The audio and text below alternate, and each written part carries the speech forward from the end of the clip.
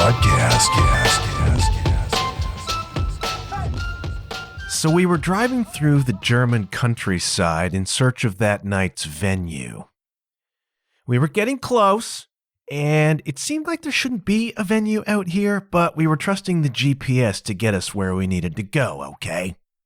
And so you're sitting in the van, and you're looking out the window at farmers' fields and trees and little towns in the distance, and it looks like Canada. Sometimes, in some places in Germany, it looks like Canada. And I've thought before that if you roll back time, about, let's say, 300 million years or so, long before the Atlantic, kids, long before the Atlantic Ocean, you roll back time to when most of the land on the planet was congealed into a massive supercontinent that they called Pangea. Pangea. If you did that, if you looked at Pangea, you would find that what would become Germany and what would become Canada were probably all more or less part of the same thing, all right? There's a difference. Maybe it's all of the windmills you see as you travel along the highways in Germany. But even that is changing now. So if you drive through certain parts of Ontario, you drive down the highway at night and the sky will be filled with little red flashing lights. Like, say, we're the feature at an intergalactic drive-in, and the spaceships are lined up out there to watch. I digress. So you look out the van window, and there's Germany going by, and we're close to a venue that shouldn't exist out here. And you think, how did bands tour before GPS? How did bands tour before GPS? And I guess part of your tour prep was probably to put together a whole binder of maps that were printed from MapQuest. Remember MapQuest? Maps to the cities you're going to, maps to the venues within that city, maps to your hotel room or your billet or whatever, maybe 3 maps for each gig. And then somebody would have to organize those maps and be in charge of reading those maps. And that must have been how you do it. MapQuest still exists, by the way. I thought it was gone, but it isn't. They have an app. Back in the day, MapQuest was the cutting edge of global positioning, man. At least until standalone GPS units came out, and my dad had one of those. And I borrowed it from him, and somehow the language got switched from English to Swedish. And we could never put it back because we couldn't read the Swedish instructions on how to change the freaking language. Before all of that, they would have had a book of maps or giant fold-out maps that you would have to open up and they would cover the whole front seat of the Sprinter van. And somebody would have to be in charge of reading that stuff, and you better hope that person knows what he or she is doing. Especially with European maps, because, man, they are not set up in grids. Those cities are not set up in grids. That's a very North American thing. European cities spider off in all kinds of directions, and I can only imagine trying to read a paper map to get where you needed to go on time. So thank you, good Lord above, for smartphones and for GPS apps, okay? As I'm thinking about all this, I can hear Sarah Smith's, I can hear Sarah's GPS talking to us as we were traveling on those roads. One of the things I missed the most about being on the road in Europe is the sound of the GPS, right? The sound of the GPS telling us, turn down Marianastrasse or continue on to Georgenstrasse and turn left onto Windenburgstrasse. Sounded something like this. Continue on Georgenstrasse and then turn left onto Weidenbergstrasse. I hear that, and it warms my cockles, kids. Just makes me think of all of those times in the Netherlands and Germany. And that was the soundtrack, listening to this poor woman on the GPS try to tell us where we needed to go. And some of the street names in those places were hilarious. They'd be like 10 syllables long, and this woman's trying to spit them out. It was really quite funny, actually. I was in Curacao recently, as you know, if you've been listening, and many of the street names there are Dutch because it's a Dutch island. And so there'd be times when I would just be traveling and I would look up and I would see a street sign and I would read it. And then I would hear that voice in my head talking to me. Continue on to Wagner Bullenby. Something like that. And those sounds are still novel to me, okay? They were the sounds of the dream to me. Sounds of a dream I didn't even really know I had until I found myself out there on the road. And you think about it maybe when you're a kid, or you think about it as a teenager. And I grew up in the rock star era, man. I grew up in the rock star era. And so when I was younger, starting to play the drums, I would think about what it must be like, in 1988, to be Cinderella, touring arenas and living that whole life. But for me, even then, just a fantasy, right? Just a fantasy. And I was so not a kid. By the time I started taking music seriously and actually getting to be on the road, I was not a kid anymore, all right? I was in my freaking 40s, and let that be an inspiration to all of you out there, okay? The first extended road work I ever did was a 6-week tour out west with Carly Thomas, right? That was a hell of an introduction to indie touring. The rented vehicle, the rented gear, trying to get around, playing to those. Maybe there was no audience, maybe there was some. I don't remember any GPS voices on that run. Those are not the memories that come to me. But I had, as a kid, fantasies about being on the road, but they were just fantasies, and then actually getting to do it was not something I orchestrated. It was more just a product of right place at the right time. And the more that I exist in this music world, the more I realize that so much of what comes to you is right place at the right time. It is very much a networking kind of industry. And touring with Sarah was like that too. It was a right place, right time kind of situation. I did not set intentions for a life on the road. I set my intention to play gigs and try and improve on the drums. And I wanted to level up as high as I could go. And I still want that. I didn't know at the time what that would look like or how that might happen. There wasn't really a point where I thought, I want to be on the road. I want to be a road guy. That turned out to be just a fortunate circumstance of working hard and playing gigs in the scene and playing with a lot of different artists and a lot of meeting people, right? And so when the opportunity came along, I had to be ready for it. And I had to be able to handle it, not just as a player, but as a person on the road. I mean, that is something that requires something of you as well. I wasn't looking for touring necessarily when it came along. Despite all that, one day, you find yourself in the back of a Sprinter van, staring out the window at Germany and wondering whether you can trust the GPS because it sure doesn't look like there should be a room out there where you are, right? And this was 2017 that I'm talking about. This was the first full Sarah Smith band tour in Europe. And I was out there with Sarah and Ken the Zen and Denny Boy, legends of this podcast. The Dream Team, kids, the Dream Team.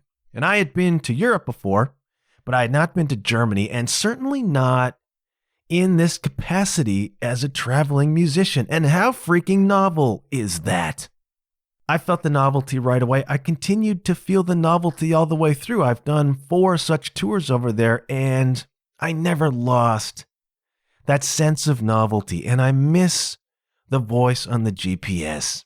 I genuinely miss the voice on the GPS. I played that little sound clip for you, and it just sends a feeling through my heart, kids. Warms my cockles because there is a heightened sense of life on the road. I've talked about this before.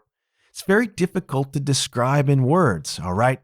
When you get to the nitty-gritty of it, a lot of the touring is not all that exotic, especially at the indie level. Now, you might look at, say, Guns N' Roses, and they're on tour, and that looks pretty exotic.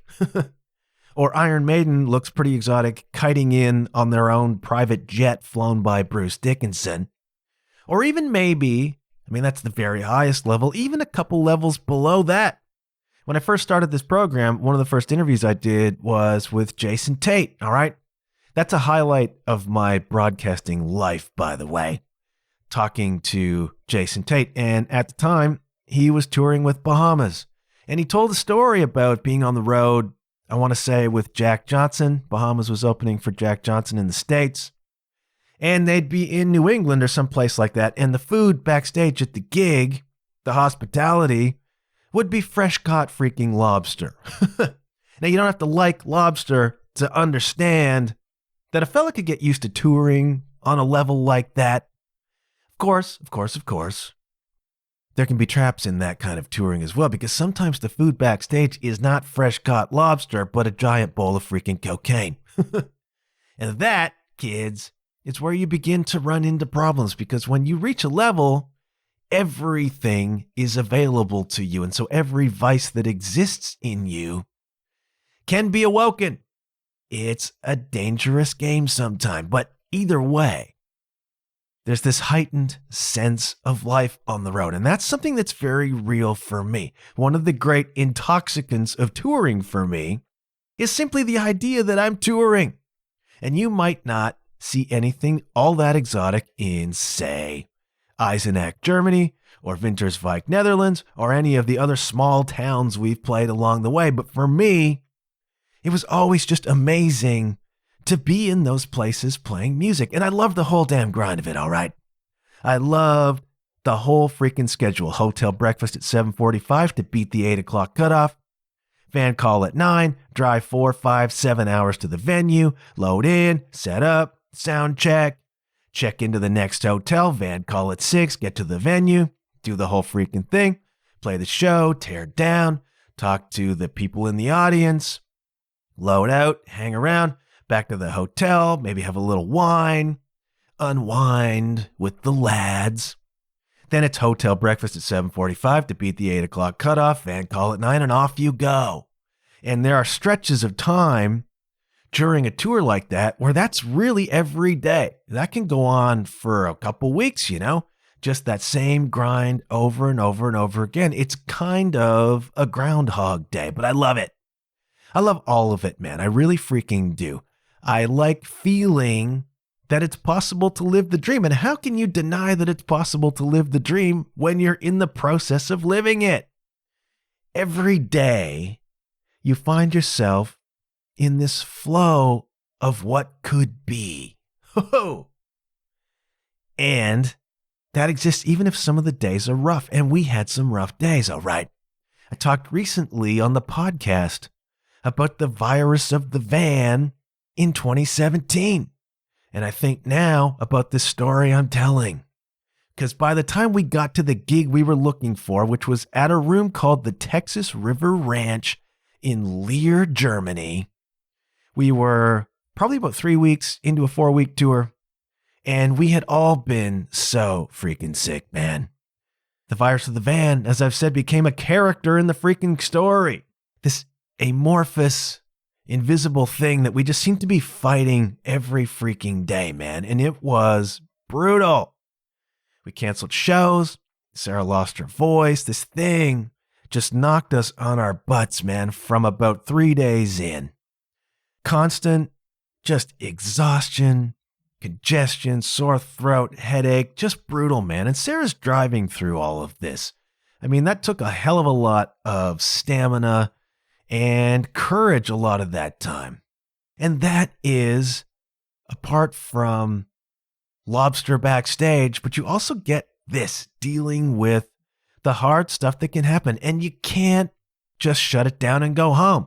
Yes, we canceled shows, but the tour still has to go on, man. And it seems exotic. But then you're in a Sprinter van driving to some little room somewhere, which may or may not have people in it, and you're sick as freaking hell on the way, and you're tired. And the road is a grind at times, man. But for road dogs, that grind is freaking nectar, man. That grind is nectar, even when you're sick. I should caveat that. Good grind. Good grind is nectar. Bad grind, not so good. And some tours are freaking nightmares. And we hear about those. We hear about those along the way, and that's not so fun. But I've been very lucky, all right? I've been very lucky in the people I've been able to tour with and the places I've been able to go and the way things have unfolded. Back to the story. So the GPS leads us indeed down Mariana-Strasse, and suddenly we find this big freaking dirt parking lot, and there's a venue right there on the outskirts of Leer, Germany. Population 35,000, give or take, situated at the forks of the rivers Ems and Leda. Leer is very, very, very close to the Dutch border. Okay, I don't know if you can picture that. You may have to get out your map quest and have a look at it. A lot of our Dutch fans and friends were at that show because it's very, very close to the border with Netherlands, all right? I say border, I use that term loosely because if you've ever driven around, at least in the past, 20 or 30 years, you drive around Europe, there aren't really any borders. Not within the European Union, right? You're just driving along the highway, and then you see a sign that says, "Welcome to the Netherlands," or "Welcome to Germany," or maybe not even that. We were driving on the same tour into the Czech Republic to play a show, and I think that's Czechia now. Somebody maybe want to Czechia up on that for me. We didn't even know we were in Czechia until we look around, and suddenly there are signs that are in Czech. And there are buildings that look a little bit Soviet. You see a lot of this sort of architecture in what used to be East Germany as well. These squat, square, Soviet-style buildings and apartment blocks and that kind of thing. Very, very bleak. But then the other side of that is the old buildings. The old buildings in the east part of Germany. The old buildings in Czechia that predate all of this Cold War stuff. And they are just absolutely magnificent, man. But some of the architecture can look a little bit bleak. And you think, what are we walking into here? But then unvaryingly, in every place we went in these former Soviet satellite places, everybody was so freaking lovely to us. Like just uniformly lovely to us. Except maybe one guy who yelled at us and threatened to call the cops in the town of Schmoln, Germany, because our Sprinter van was parked somewhere it shouldn't be, something like that. And you could just let that slide and get on with your day.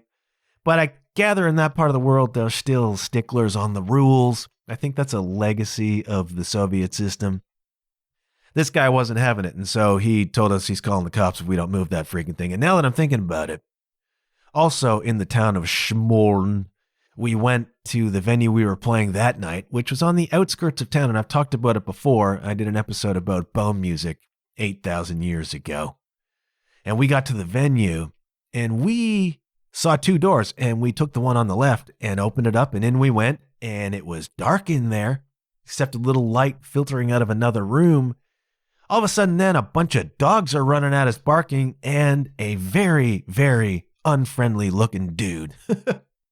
And behind him, other shadowy looking dudes. And we were very obviously not in the right spot. And they made that clear to us. So everybody was lovely in those places, except Van Guy and those dudes beside the venue who were up to, I don't even want to know what they were up to. And that is a whole other freaking story, okay? So the Texas River Ranch is an American-style steak joint, all right? That is freaking disorienting. You pull into that parking lot I mentioned, and there's a giant statue of a horse rearing up with a cowboy on top of it. It's like, 12 feet tall. And that's your welcome to this place. And I took a really funny photo of Denny pretending to fight that horse and rider and kicking the horse in the nether bits. And a lot of my way of passing the time on some of those tours was to just take pictures of Denny doing goofy stuff. And we have this whole collection, which should probably be in, I think, a photography exhibit somewhere. I should set up like a photography show, which is all just these portraits I took of Denny doing goofy stuff on the road. But that's your greeting, all right? horse and rider, cowboy hat, the whole thing, the Old West. And it is like a dirt sand parking lot. You could almost picture Little House on the Prairie. But it's disorienting, all right, to find this place in the middle of the German countryside. You walk into the place, bars there on your right, and they've got stools set up along the bar, and the backs of the stools are the flanks of horses with a tail hanging down. And so you sit in it, and you become kind of a seated centaur. So you can see from behind your upper body and your head and your arms, but your whole lower body is a horse with a freaking tail. It's weird, man. It's weird, but it's really, really cool. And you look around and there are photos of the Old West up on the walls. And the waitresses are walking around in cowboy boots and little shorts, and there are American flags everywhere. And you feel like they should be showing the Super Bowl. They should have big screen TVs everywhere, just showing old Super Bowls. And every now and again, jets should fly overhead, all right? This is very quintessentially stereotypical Texas US&A. Really, really strange and wonderful place to spend some time in Germany, okay? And so there's a stage. It's all wood. It's set up against a wall. The ceiling is kind of low. And we arrived there somewhat relieved because the GPS has actually delivered us to a real venue and it seems to be the right spot. We set up the gear, we sound checked, and it turned into one of those really memorable gigs. And part of that is because of the virus, okay? Again, we were about 3 weeks in at that point. The worst was over and we were on the mend. But this thing, I remember writing in the postscript to the November book that I was sick for another 2 or 3 weeks after we got home from that tour. So I was like 6 solid weeks with this virus. So 3 weeks in, we're still kind of in the thick of it. And Sarah's voice is coming back, but it's not all the way there.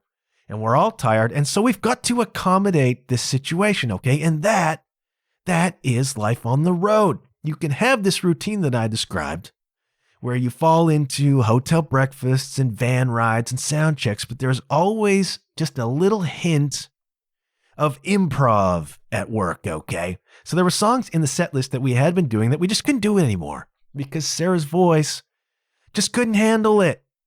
And so we had to alter the set list and then pull in some covers, and we had to do some songs that other people could sing. And as we were in kind of a countrified setting, we pulled in like Sweet Home Alabama, and we pulled in some Tom Petty, and we did stuff that for us was actually novel, and it turned into a cool show because of that. And the people who came, some of whom had been to several of the other shows, had a unique experience of us really kind of covering our asses trying to get through this gig, right? Really, really one of the memorable things, you know. What happens is you obviously understand that you're flying by the seat of your pants here. You are doing what you have to do to accommodate a circumstance. And I've talked in the past recently about making a heaven of hell, and so it was in this case. And it turned out to be actually kind of fun, because what happens is there's a new kind of energy that comes into it because you know what you're doing here and you're trying to pull off some songs. And there comes into it a sense of novelty, a sense of looseness that doesn't appear in a lot of the other more straightforward gigs, right? We were flying by the seat of our pants. And that's the sort of thing that stands out. It's the different gigs that stand out among the hundreds of gigs that you play. You know, I've done so many shows on these Europe tours with Sarah. Only a handful of them stand out. The others just blur into a line of freaking performances, right? Partly that's because you play so many, partly because it's just tiring being on the road. You're barely making memories, but then you find yourself in a circumstance, this really bizarre venue, cool but bizarre venue, having to alter a set list and having to come up with a show under those circumstances. And now 7 years later, that's one of only 2 or 3 gigs from that tour that I can even pull out of my memory and know that it was that tour. You know what I mean? I think it put some energy back into us that the virus had knocked out. And I don't remember our billet that night. I don't remember anything about anything off stage. I remember us coming back to the room after having sound checked and gone to our hotel to get ready. We came back and they give you your pick from the menu, man, at a Texas-style steakhouse. Oh, good heavens.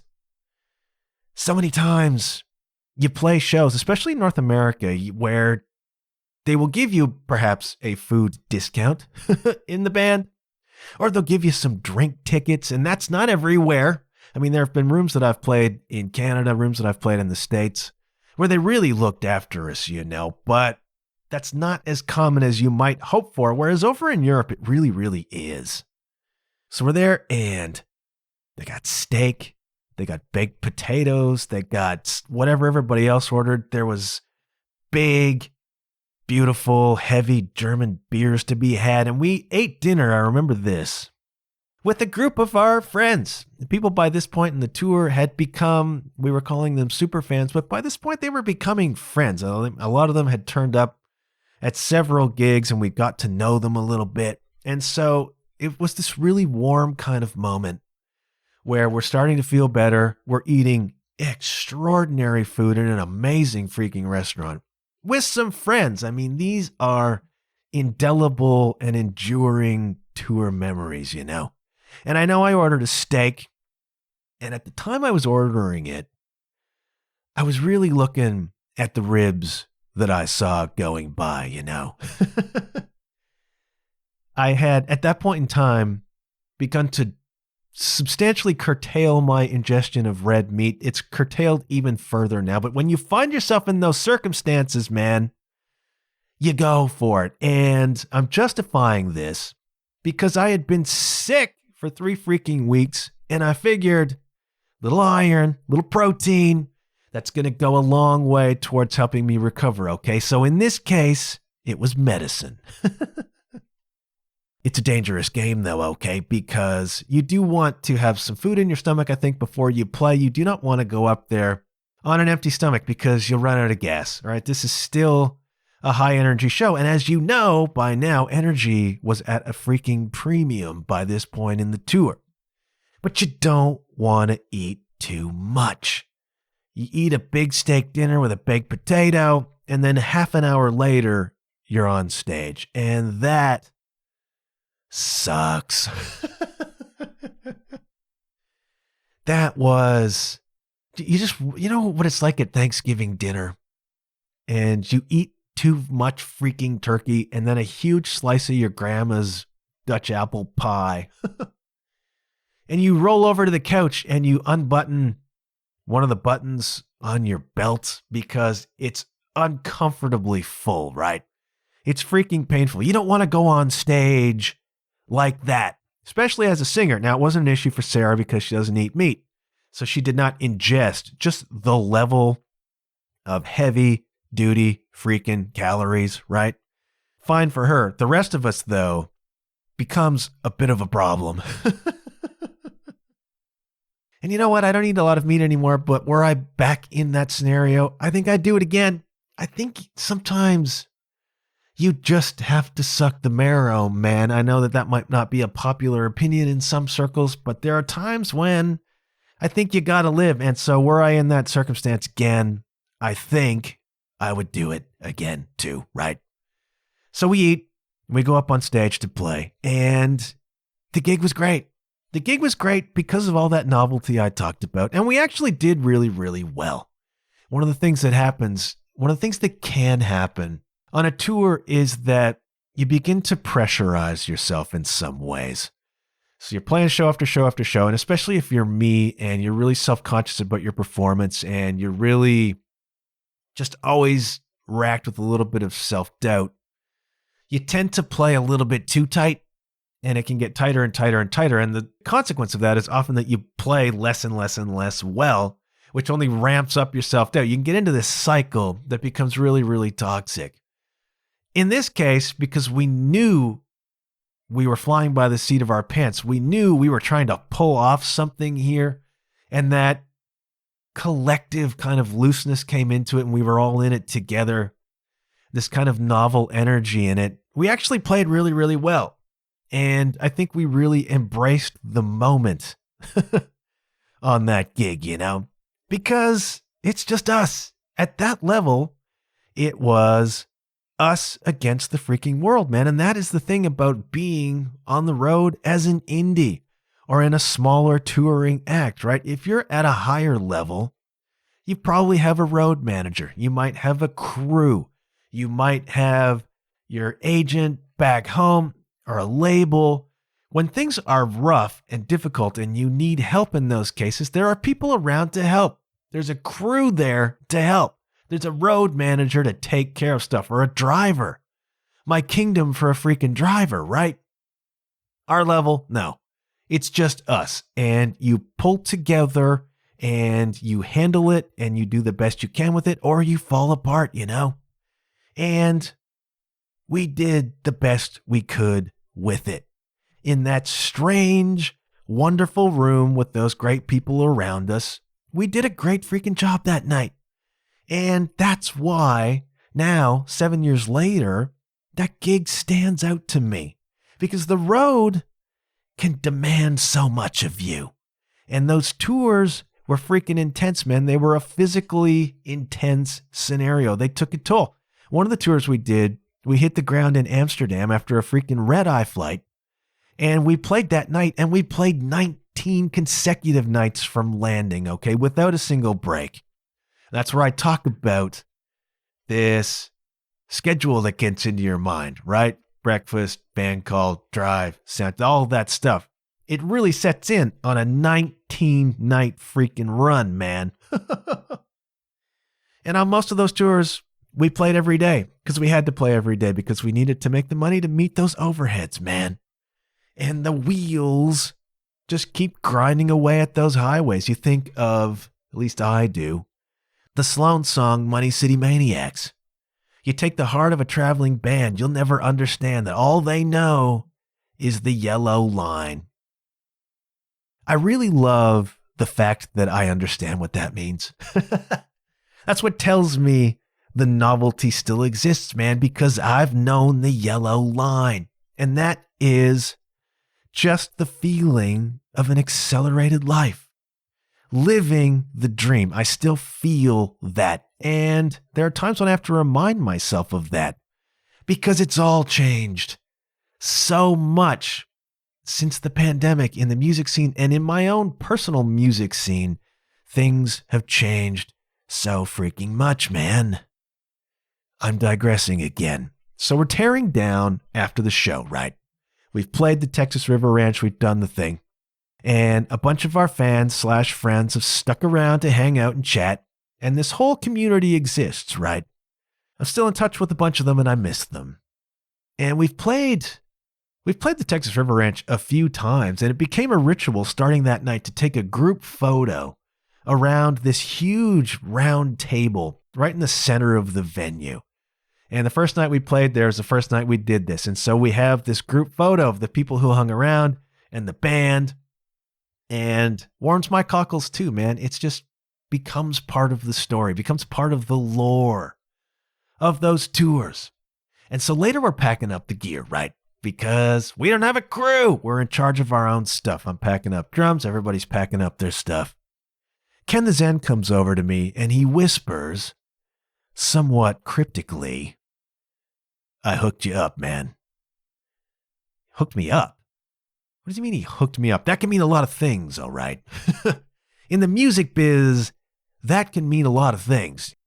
What is it you've hooked me up with here, man? Are we going to be on the news tomorrow? But he just said that and walked away. And I'm like, okay. And he left me hanging there.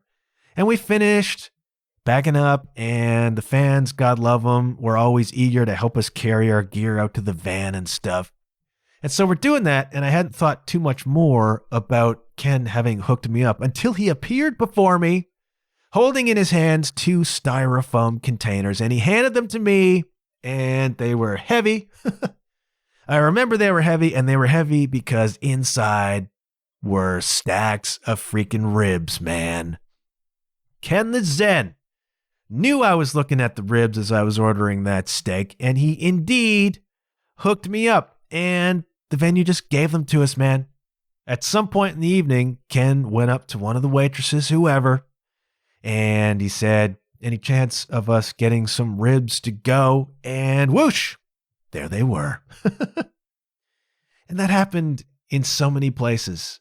In so many places. It became a ritual for Ken and Danny and me, and in 21 for Kay Howell and me, to just enjoy some wine in our hotel at the end of the night. That became part of the tour schedule, you know? And so what would happen is, because venues in Europe can sell you a full bottle of wine to take. I don't think they can do that here. I'm not sure. Over there, they can. And so at the end of the night, you know, I learned how to say, can I buy a bottle of red wine from you? Or can we buy a bottle of red wine from you? Können wir eine Flasche Rotwein kaufen bitte? Something like that. My German listeners will correct my pronunciation. But almost invariably, 99 times out of 100, you walk up at the end of the night and you say to whoever's behind the bar, hey, can I buy a bottle from you? And they just give you one. We're playing a place in Apeldoorn, Netherlands, where we did that same old ritual, and we walked up and said, can I buy a bottle from you? And the lady behind the bar starts handing me a bottle, and her husband, who runs the joint's like, no, just wait. And he disappeared into the back somewhere. And then he returned with a bottle that I think was not on the menu. He's like, here's the good stuff, take that. You know what I mean? And it's this level of generosity and appreciation that you always just kind of feel over there. You don't necessarily always feel it over here as a traveling musician, but almost invariably in Germany, Netherlands, Austria, all the places we went to play, there's just this sense of appreciation you feel, and they're so generous, you know? And they would just give you this stuff, and I always appreciated it so freaking much. And I remember that night, the first night at Texas River Ranch, when Ken the Zen got us those ribs that they gave us. We had some wine, and we're just back at the billet, just back at our hotel, the lads eating those ribs, drinking that wine, having that conversation, and it's just such a highlight. It's just such a highlight, and it's so simple, but it's the objective view. It's the whole freaking thing, that we were doing this and we were having that experience, and that dreams do come true, and that possibility exists. And it just comes back to me right now, you know, and you're asking yourself, why? Why are you telling this stuff, man? Why are you telling us this freaking story? Well, because it's a story. I haven't been telling many stories lately, okay? And I've wanted to tell some stories. And in this particular case, I wanted to do something like a David Lee Roth on this episode. And that's why I did the short intro, okay? Now, last week, I floated the very short intro to see if anybody had their ears up. Go listen to the episode. And the mob has spoken, by the way. Unanimously, everybody who commented on that, both of you, want the full freaking intro, okay? And I will think about it. But this time, I wanted to do a David Lee Roth thing. And so what happened at a certain period of time on the Roth Show, which is one of my favorite podcasts, it's changed quite a lot now. But back when I was really into it, what would happen is there would just be a couple bars of music, and then a voice would say, Roth Show.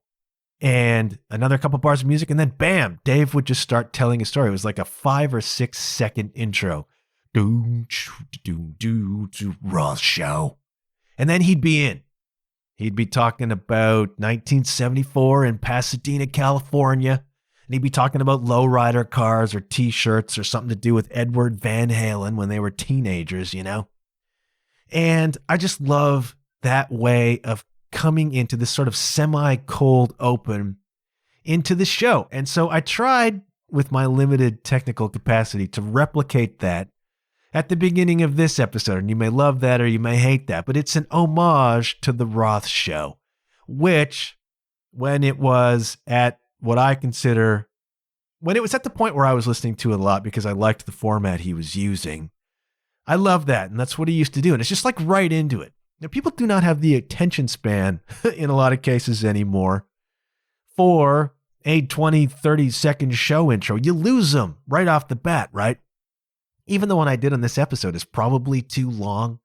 And I just loved that way of coming into the show. And I wanted to replicate it here right now, okay? So you're just going to have to deal with that. And if you've come this far, you have, all right? But I wanted to tell a story because that's what Dave would do, right? He would just be midway into something and you couldn't listen away because his delivery and his vocabulary and his style are so good that you just had to listen. His stories are way better than mine too, okay? He's David Lee freaking Roth and he toured the world with Van Halen.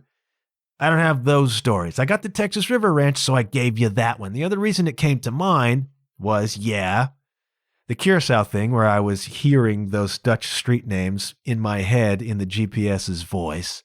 And also I played a venue a couple weeks ago that's very much like the Texas River Ranch. All right. It's called the 1881 Steakhouse and Burger Bar in the fighting city of Guelph, Ontario, Canada, where I did my undergrad, by the way.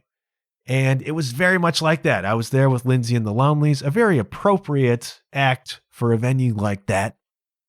And it was the same sort of thing, kind of an Old West theme, a smaller version of the Texas River Ranch. And they looked after us, by the way. We were there as part of an ongoing music series. Lindsay applied to it. They accepted us. We played. They fed us. They were very good to us. It felt a little bit like being back at the Texas River Ranch. And so that is why I tell you that story today, you know. But it's also something for me because, like I said, the music world has changed so dramatically, and my experience in the music world is changing dramatically too, all right? I am underemployed by pre-pandemic standards, you know, and there was a period of time during the pandemic where, if you've been listening, you know about the anxiety and you know about a lot of the sort of ego breakdown that I had, and part of that, a corollary to that was, do I want to play music anymore? And then as I watched venue after venue after venue go under and disappear and not come back, it seemed like the whole freaking thing was ending. And the acts that I was playing with are just not here. For the most part, most of the acts that I was working with are just gone. They moved away. They shut down. They didn't come back. And I also found that I had changed in what I wanted to do, where I wanted to play. I lost, for the most part, any interest in being in a crappy bar at 2 a.m. on a Friday night. There's a lot of stuff that I'm less willing to do now than I was pre-pandemic. And you add all of that up, and it just looks like this is over. And I began to feel that. I began to struggle with having any desire to play or practice or go out and work and be part of this anymore. I really began to lose that during the pandemic, and I think a lot of musicians did. But now it's begun to come back. And I think of the GPS in Europe, and I think of the Texas River Ranch, and I think of how it felt to be on the highway, man. I've been feeling again the pull of that yellow line.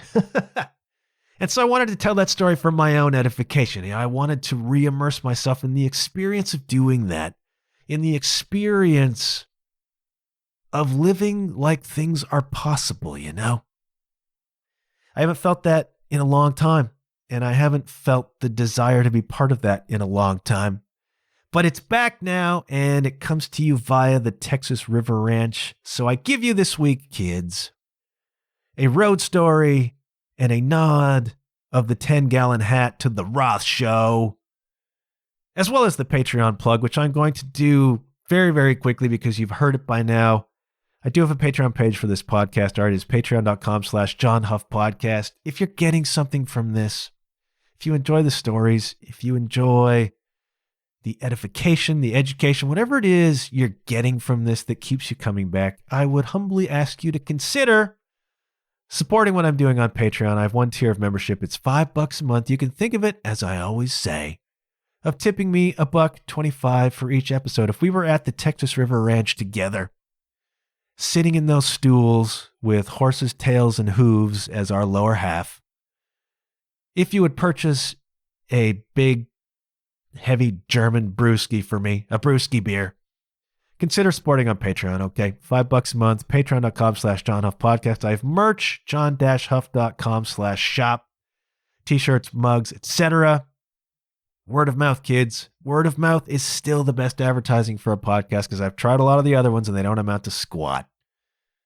Please just tell your friends, all right? Please just tell your friends if they want a friendly voice in their ears once a week, if they can be edified by this, just tell them. Just tell them I exist. Tell them the podcast exists. Please share the episodes. I'm still fishing for a new review on Apple, kids. So if somebody wants a shout out, drop me a 5-star and a quick review on Apple. I would certainly appreciate that. I'm going to stop plugging right there. If you can tell your friends, if you can share my teasers, if you can just go tell somebody, as King's X said, I would very much appreciate it. I want to give you some new music before we go. And we've got this week something that I find really, really, really exciting, served up to me by the YouTube algorithm. And we're getting in on the ground floor here, okay? There's this band. They are called Slow Vess. SLOWWVES, all right? And I looked at this and I thought, no idea how to say that. And so I listened to the song and I freaking loved it. All right. The song is called Anywhere Else. And it is part of a pattern. I mean, this band describes itself as dream pop, describes itself as shoegaze. There's a quote on their Bandcamp that they're a band that likes a lot of, quote, reverb and ambient sounds. And you get that in this song. Now, Slow Vess, which I learned how to say because I contacted the band and asked them, all right? They're brand new. I don't know how long they've been playing. My impression is that they are extremely young. They are from Bangkok, Thailand, and this song, Anywhere Else, is the first song they've released as far as I can tell. And wow, what a first song to unleash upon the world, all right? Again, it's this shoegazy kind of vibe. We've been through this before with Slow Dive, with Night Bus, this really dark vibe, okay? But what distinguishes this song by Slow Vess is that it has a lot of ambient sounds. It has a lot of guitar noise, but the tones on this are so crunchy, man. All right, this is really, you can call it shoegaze, but it's a pretty heavy indie rock song, actually. Now, it has that shoegazy, ethereal female vocal happening over top of it, right? It is just a repeating series of chords with this vocal over top of it, but it's so crunchy. I mean, if you were at a bar, not a bar, if you were at a club, a proper venue, and they're playing this song loud through a proper sound system, I think it would be so freaking heavy. And I love the guitar tones on this. It's so much crunchier. A lot of this other shoegaze stuff where we have these ambient sounds and we have these guitar effects, but a lot of the playing is very clean. This is just big, loud, crunchy chords with this vocal happening over top of it. It is dark. It is moody. It is brooding. And it's great. It is freaking great. Now, this band, Slow Vess, they only have on Instagram, I think they have less than 400 followers, okay? This stuff is very, very fresh, very new. And here's your chance to get in on the ground floor, okay? So I'm going to put that tune on the John Huff podcast, referenced on the podcast 2024 playlist, Anywhere Else by Slow Vess. And it's just what I said. It's a crunchy, shoegazy, indie rock, noise rock kind of song. And it's really, really pretty. That's the other side of this. You know, when I say noise rock, maybe what you hear in your head is something really aggressive and really obtuse and not very melodic. But this is not that. This is a very pretty song. But it's a heavy, pretty song, man. And I'm like, if you guys are going to crank out more stuff that sounds like this, I'm in. I'm 100% in on Slow Vess because I really, really love this song, Anywhere Else. I think you're going to really love it too. It's a 3-piece band. They seem to be very, very young, and this is the first track. So go and check that out. It has got my 100% endorsement. Anywhere Else by Slow Vess. I'm going to go. This was a different sort of episode, and I understand that. This is the first episode that I've done that I actually scripted.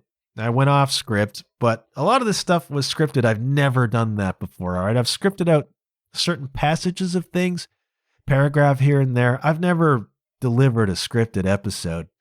It's a bit disorienting, and it did not go the same way that my normal episodes go. But we're trying stuff, okay?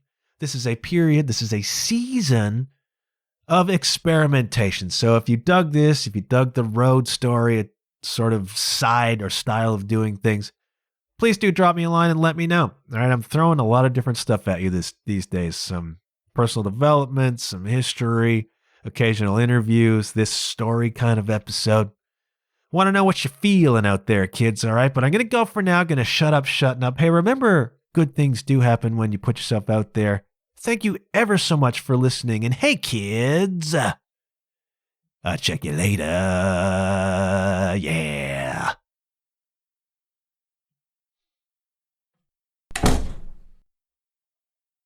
Take the heart of a traveling band. You'll never understand that all they know is the yellow line.